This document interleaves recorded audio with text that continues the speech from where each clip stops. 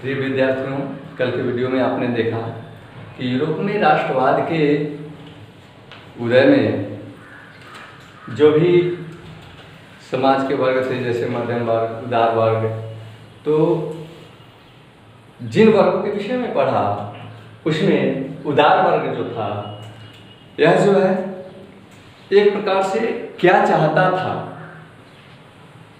उनको क्या चाहिए था समाज से या शासन से, सम्राट के प्रति उनकी अपेक्षा क्या थी, क्या चाहते कि जो ऐसा करने पर वह जो है विवश हुआ। तो यहाँ उदारवाद,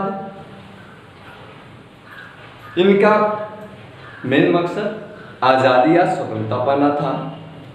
जैसे कानून के समक्ष समानता, यानी जो भी हो, इस निरंकुश राजतंत्र से मुक्ति पाने के लिए वे अपना एक संविधान बनाना चाहते थे, जिसके तहत या कानून के तहत सभी समान हो और स्वतंत्र हो। इसके बाद सभी जो है अपनी संपत्ति के मालिक स्वयं हो। जो भी संपत्ति थी, क्योंकि राजतंत्र में क्या होता है, सभी राजा के अधिकार में होता है।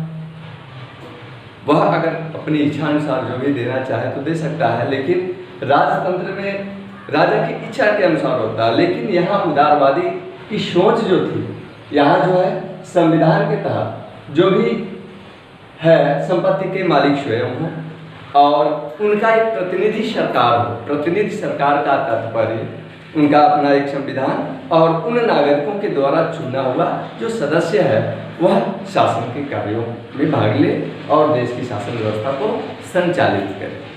तो इस तरह से यूरोप में उदारवादियों ने जो बाजार व्यवस्था अपनाई, वहाँ भी जो तौल और माप की अलग अलग पद्धतियाँ थीं, उन पद्धतियों को एक करने के लिए या जो भी व्यापार करते थे उनकी सीमा शुल्क हटाने के लिए एक जाल्वे राय नामक संघ की स्थापना की। जाल्वे राय नामक संघ की स्थापना 1934 ईस्वी में हुई थी और इस संघ ने जो आयात निर्यात शुल्क थे, जैसे राज्य के अंदर अंतर जनपदीय जो भी व्यापार किए जाते थे, जो भी शुल्क लगाया जाता था वो देना पड़ता था। मान लीजिए जैसे राज्यों में किसानों को लगान ही देना पड़ता था, तो जो भी इस तरह के शुल्क थे सभी जो है समाप्त कर दिए गए।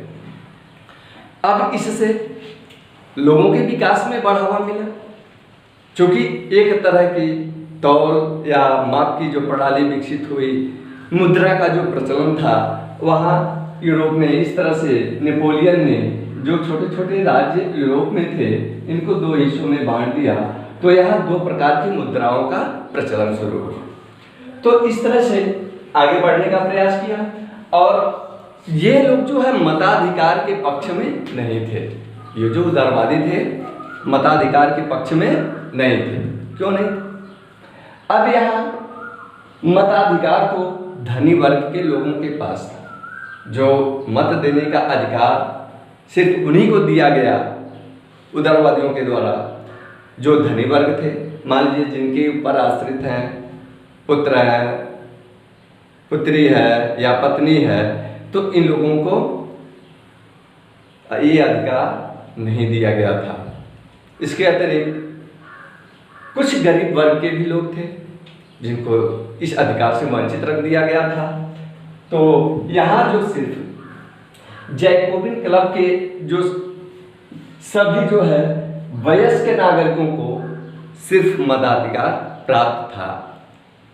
सिर्फ जो वयस्क नागरिक और जो धनी वर्ग, सिर्फ इन्हीं को ही ये मताधिकार प्राप्त था, उन्हें मत देने का अधिकार।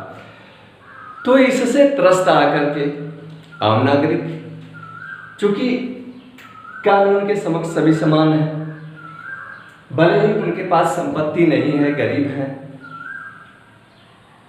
तो क्या वो मत देने के अधिकार को अपने पास नहीं रख सकते? लेकिन यहाँ जो है मत देने के अधिकार के चलते यहाँ जो है आंदोलन शुरू हो।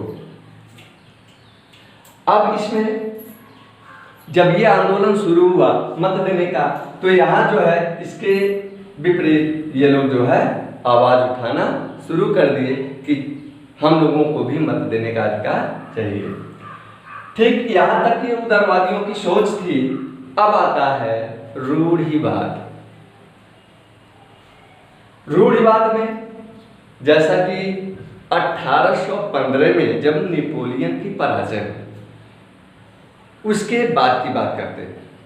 उसके पहले तो फ्रांसीसियों ने जो भी उदारवादियों के द्वारा जो क्रांतियां करी यूरोप में, वह पूरे यूरोप में फैलाई जा चुकी थी।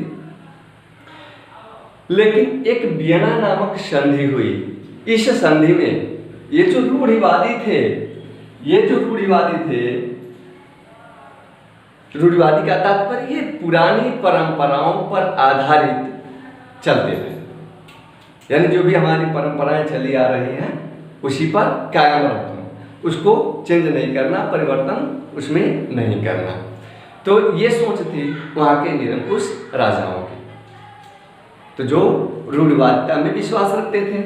इस तरह से ये रूढ़िवादी 1815 में एक नेपोलियन की पराजय के बाद एक संधि की, जो वियना नामक संधि के नाम से जाना जाता था। इस संधि में ये प्रस्ताव रखा गया कि सभी राष्ट्र मिलकर के, वहाँ जो रूढ़िवाद के समर्थक थे, ये इस राष्ट्र वाले यहाँ जो है 1815 में नेपोलियन को हराने का प्लान बनाया। जब तक नेपोलियन हारेगा नहीं तब तक जो है वहाँ रूढ़िवादी व्यवस्था कायम नहीं होगी, क्योंकि पूरे यूरोप में नेपोलियन ने अपने विचारों को फैला चुका था। इस तरह से वहाँ पर नेपोलियन के हराने के बाद 1815 में नेपोलियन को हराने के बाद वहाँ बुर्बी वंश की स्थापना हुई। जैसे पुराना राजवंश चलता चला आ रहा था, ठीक उसी तरह से यहाँ बुर्बी वंश की बहाली हो गई। अब वहाँ फिर राजतंत्र कायम हो गया। फ्रांस की सीमा पर, चूंकि फ्रांस ही एक ऐसा राज्य था जो इन विचारों को लेकर के चला था, तो फ्रांस की सीमाओं पर चारों तरफ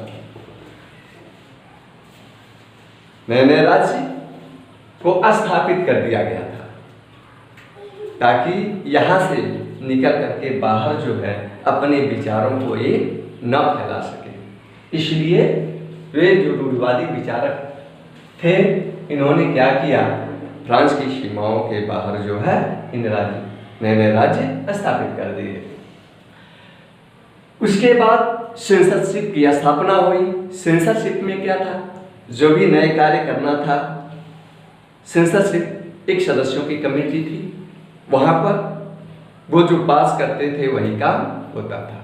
कोई भी नई चीज़ें अपनी मर्जी के अनुसार नहीं की जा सकती थी। इस तरह से इससे छूटते आकर के पुनः इन क्रांतिकारियों ने क्रांति करनी शुरू कर दी। क्योंकि यहाँ नेपोलियन के पराजय के बाद रूढ़िवादियों का राज्य कायम हुआ, तो यहाँ क्रांतिकारियों का उदय हुआ।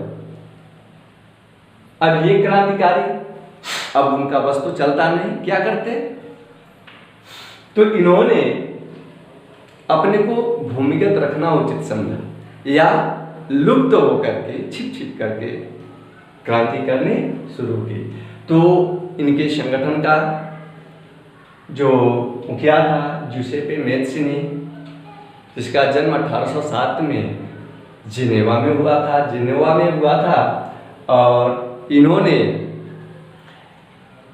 अपने इस संगठन को छिपे तौर से आगे बढ़ाने का प्रयास किया, और मार्सेई में यंग इटली और बर्न में यंग यूरोप,